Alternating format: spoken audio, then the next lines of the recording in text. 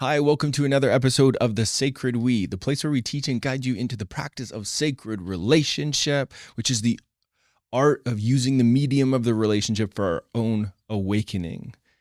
In today's episode, we're going into From Dismissed and Invisible to Heard and Seen. This is a painful one when it is not happening, and it creates so much clunk in relationship. We see it again and again. So we're going to make sure that at the end of this episode, you're going to have 3 key takeaways. The understanding of why it's so important to be heard and seen. Number 2 is when you're not being heard and seen. And number 3 is when you can't receive. You're going to want to make sure you stick to the end, because what are we giving them? A bonus on how to get through the defenses. Nice. To be heard and seen.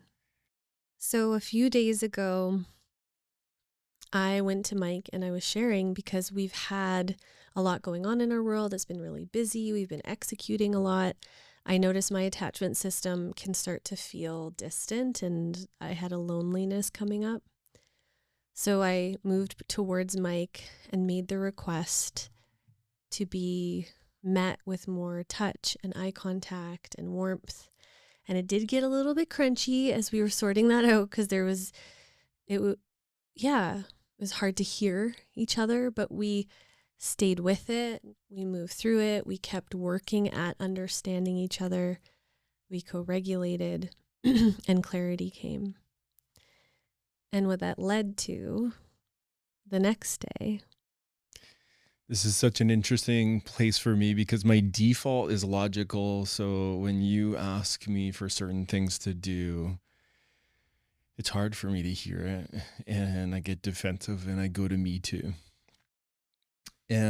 But I heard you. I heard what you're needing: softness, warmth, touch, moving towards all these things. And so the next day, I remember we were in the kitchen, and I remember seeing you move through the kitchen, and I perceived hurt or an unease in your face.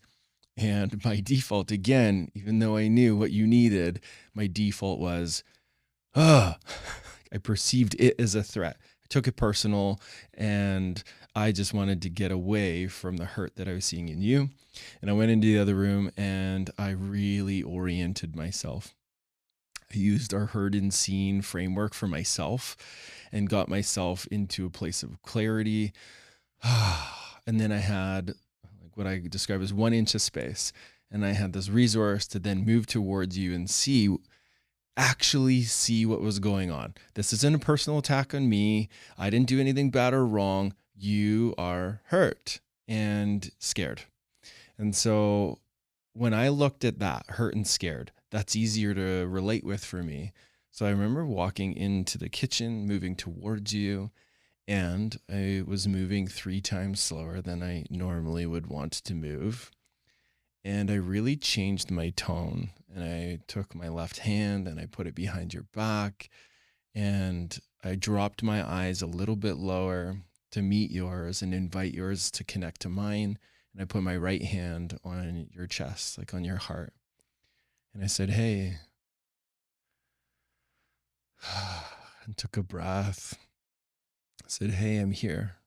I got you. I love you. And then you looked up at me. And You said, I'm in love with you. Yeah. That in love, I'm in love with you. Yeah. That's what really did it. Oh, thanks for that. I'm in love with you. And then I remember your eyes looking up and had tears in them. You're like, you're in love with me. I'm like, oh my God, I love you so much. And then tears. I remember a huge exhale. You leaned right in, and then I just held you, and we just got to hug, and then we started making out. And then I just said it again. I love you so much. And then we made out again. And it felt so good to feel. I'm so in love with you. Yeah. It felt so good to be able to move through that place and create the connection that for me, I noticed in my body, the byproduct of really hearing you the night before, seeing you in the moment, in the day-to-day in the kitchen, and be able to offer over what it is that you said you needed. it was so empowering for me. And then I also got to feel the sexual charge come online with that polarity happening. Mhm. Yeah, and then that open space, and today I felt you again in a warmth and a connection. And I could also feel, because we've had a bit of crunch and it's been a lot, I could feel and see the impact of that. And then I felt this deep appreciation for you, that even though there's been some crunchy moments and we're moving through a lot in our life right now, that you were there and are digging deep to show up and lean in and learn with me. And I felt that feeling of, oh, he's still right here. And I could feel how important it is to acknowledge that, and how important it would be to see you in that and reflect that to you. And I looked at you and really felt it and said, I can really see, and I so deeply appreciate how you're digging deep to keep being here, and how devoted you are to me and our relationship. And you're still right here. Even if we don't know what to do in this moment or what's needed, you're still right here. And that means the world. Deeply healing. And my perception was that you softened, you warmed, and I felt this power come into you, like another layer of strength and power. Yeah, for me, when I heard those words, it made it through the crunchy places in my own individual experience. And the first thing was a big exhale. I felt my belly soften. My brain almost broke in the stories that it has about not being seen.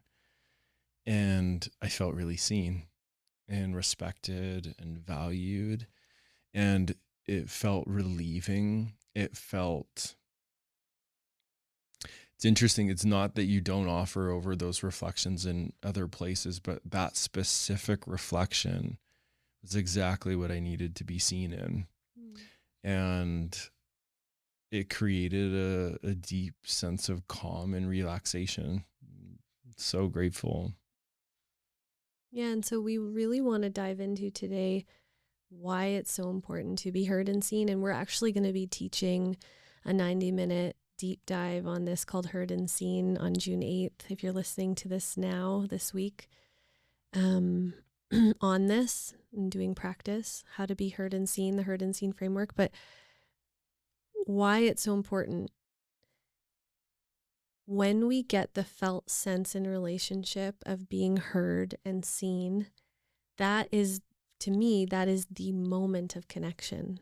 That is the moment of alchemy. That's the moment where our souls meet.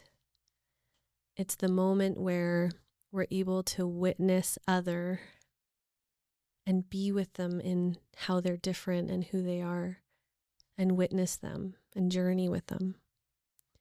And it can be really hard to hear and see each other when we are very different, or when we're feeling escalated, activated, charged.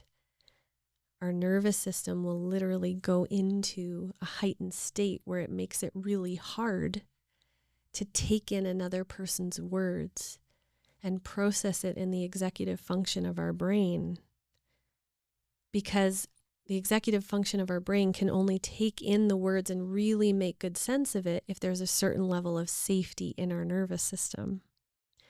Otherwise, we're processing it through our amygdala and our alarm, the alarm bells, our cortisol and everything that's being said, we're filtering through danger.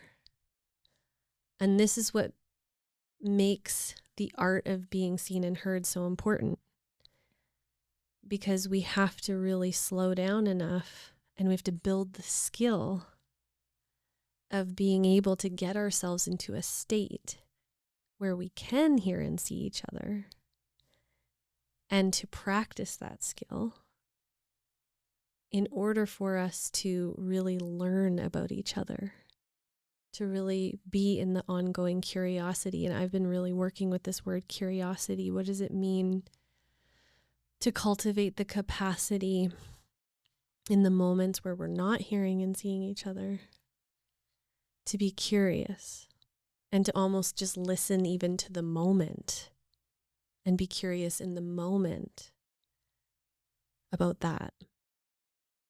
So important whenever I feel the places, I feel like this is my forever work, is maintaining that place of curiosity, especially when I feel triggered, hurt, all those flooded places. I go into wanting to dismiss and create ingredients that aren't conducive to higher levels of health, us both feeling safe to be here. And it makes me think of how we've described intimacy lately. Intimacy as this definition of creating safety for both people. You know, there's the feeling of intimacy and romance, and it can be so many different things, but I really like this place.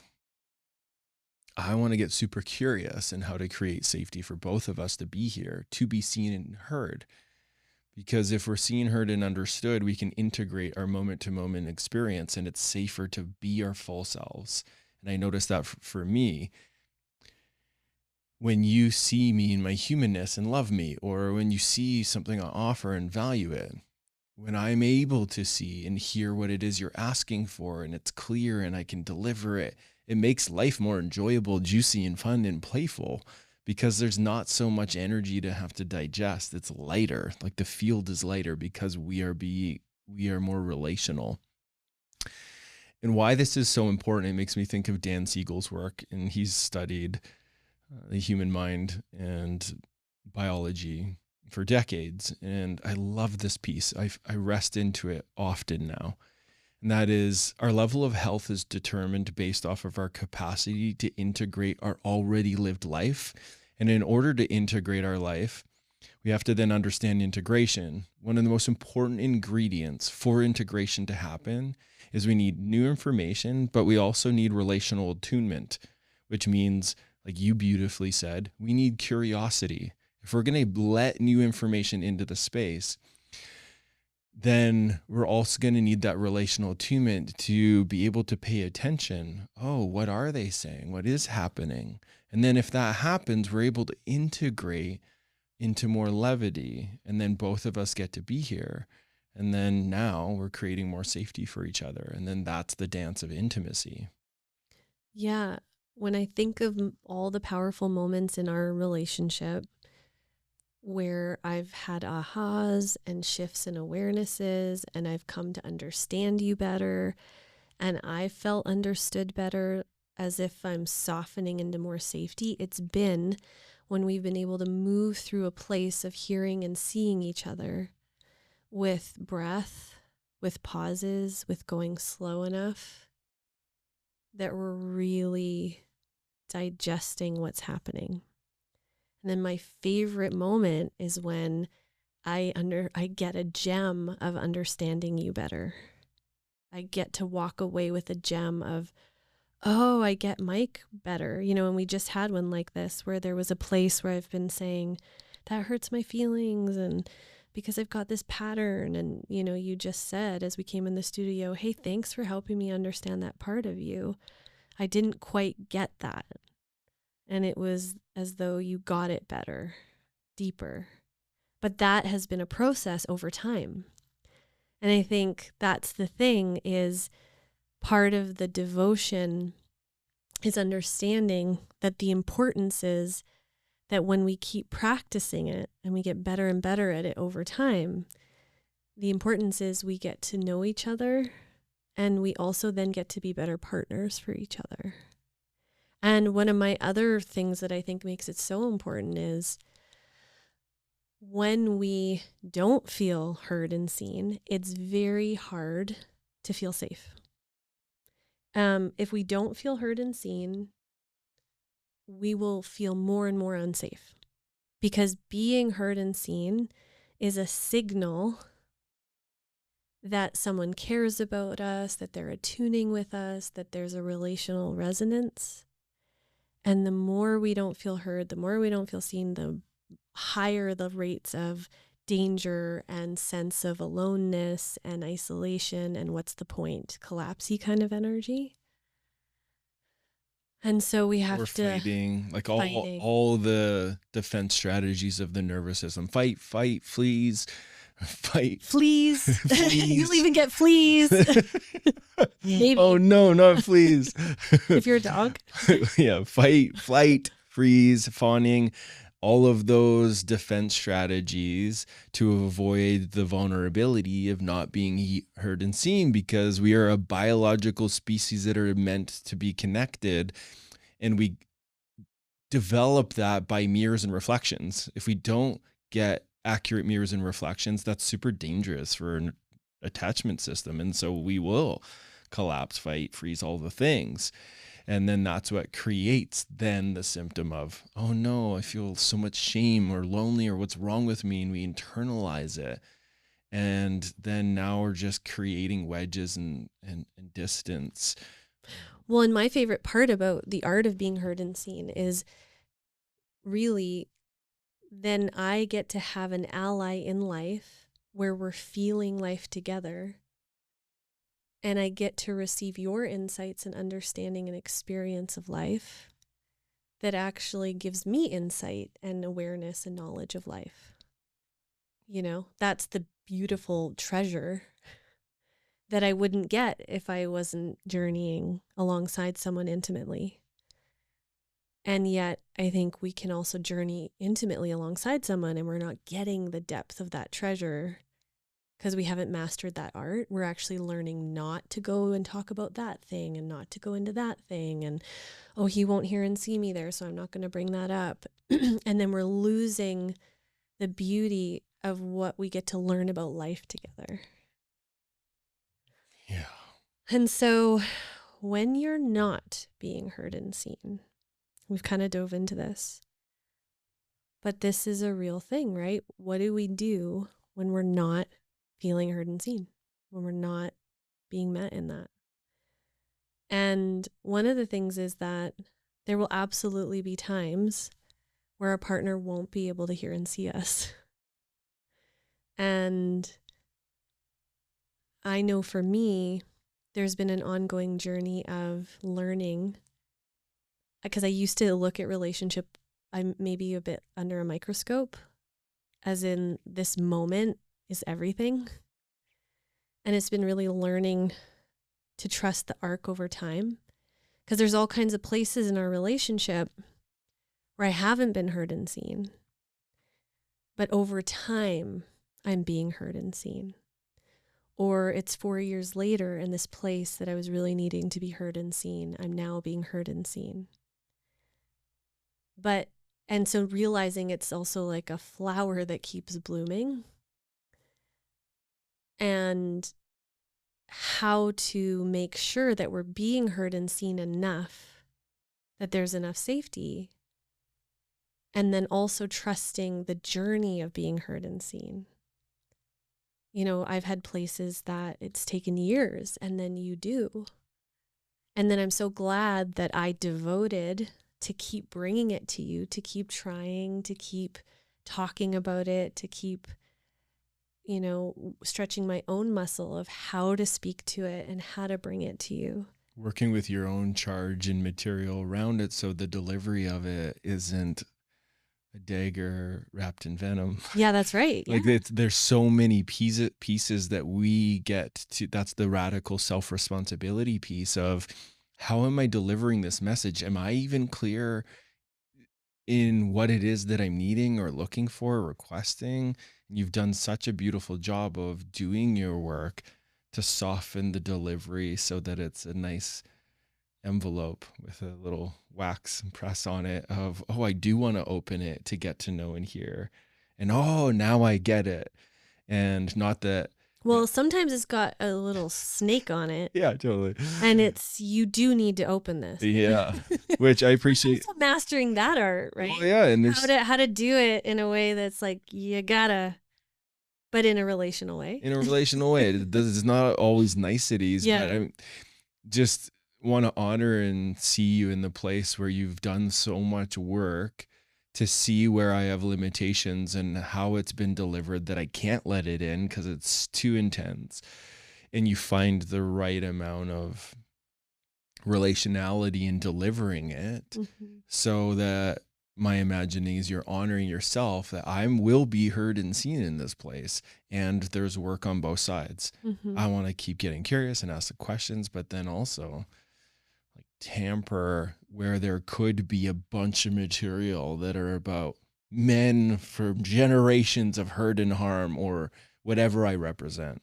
Well, and this is where what Mike and I are really going to be diving into in the class is that so often, and we see this when we're working with couples, where people believe that their partner can't hear or receive them. But when we watch them in front of us, they're not delivering it in a way that could be heard and seen. And some of that is that they're not knowing what they're needing or what they're not clear themselves on what they're needing to be heard and seen in. And some of it is because it's being delivered in an unsafe way. And then it makes it very hard for the other person to hear and see them. And this is one of the main points, right, that we're just touching on a little bit here, is that we all have nervous systems, and nervous systems just do require a certain level of relationality and certain ingredients to feel safe. And that's not, oh, because he's incompetent, or, oh, it's because she doesn't care about me. It's all of us have that. And some of us will have more resiliency than others, but all of us need a certain level of safety to be able to stay connected in the sharing. And so we do have to cultivate a capacity to attune and care for each other in the process of being heard and seen. And that is so often the missing piece. And often when I work with women, and in the masterclass, I'm going to be diving into this deeper on how to do this, the sacred sequence of it. But that's the missing piece, is especially with women, it can be, I want to be authentic, I want to be real and vulnerable, and he's not receiving it. And when I say, are you creating safety first? Are you setting up a container for it? Are you attuning to where he's at? That hasn't even been on their radar. And of course, I understand that was true for me too, because we've really been taught authenticity first, and the masculine should be able to receive it. But being heard and seen is a relational thing. And so the whole time, if I want to be heard and seen, I have to be relational. I need to be in the relational field. It can't just be about me, you know? Yeah. So important. This is the very art of being in each other's care. Because a pattern that I've seen with my clients in my 6-month containers is when they're processing certain places of, well, I'm trying to offer this thing and they just aren't We can't force somebody into safety. We have to get to know the ingredients that create the feeling of safety. And that requires digging deep on both sides, especially in crunchy places. And for all of you listening, I get it. When there's a crunch on both sides and hurt on both sides, this is why certain principles, the one that we're teaching on June 8th, what we're describing and touching into here, if we don't learn the terrain of what's actually going on and what's needed, and that both people need to feel heard and seen, then now we need something to rely on, get to know the sacred sequence that's going to allow it to happen. We can't just expect it or demand it or shame if it's not happening. That's not safe. So it's not going to lead to being heard and seen. And this is where it can be tricky, because there's some places where you actually aren't being heard and seen. Some places the person is trying so hard. There's the curiosity. There's all the ingredients. There are reflections. There's appreciation. There's all the things. And it's actually just, you can't let it in. Yeah. You can't receive it. There's a lot of situations, and we've watched this with couples in front of us when we do our 2-to-2 containers, where we're watching the thing that they say they want and we Is know they happening. need, and it is happening right in front of our eyes. And then we watch the nervous system not able to let it in. And then the story kicks in and it says, yeah, but, and then when you, and then 5 years ago, and then there isn't the availability to just slow down, soften, and let in present day moment what just got offered that is them hearing and seeing them. Yeah. And then it's hard to actually let the present day love in.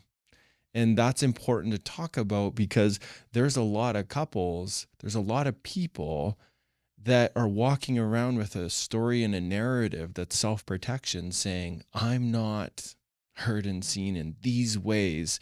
But it's actually, there's some work to do to soften the defense strategy to actually now welcome the receivership of what is here and is being deflected and dismissed, even though it's here now. That was my biggest surprise when I became a couples therapist, was realizing how much that's happening. Now, of course, I think partners can also offer more when they're in the room because there's more support and more nervous system presence too. So that's part of it. But we do have to practice noticing where it's coming. But we have to slow down enough, breathe enough, work with our nervous system enough to even notice when it arrives. Which you just beautifully gave the bonus, for any of you who are, do you want to go touch the bonus? Yeah. So the bonus is the way to get through the defenses is for you to feel through what is this person, even though they're being defensive, they're saying this is what I need, or you're not hearing and seeing me, or whatever it is. What can you feel they're needing to be seen in that they're not able to say, they're not able to ask for?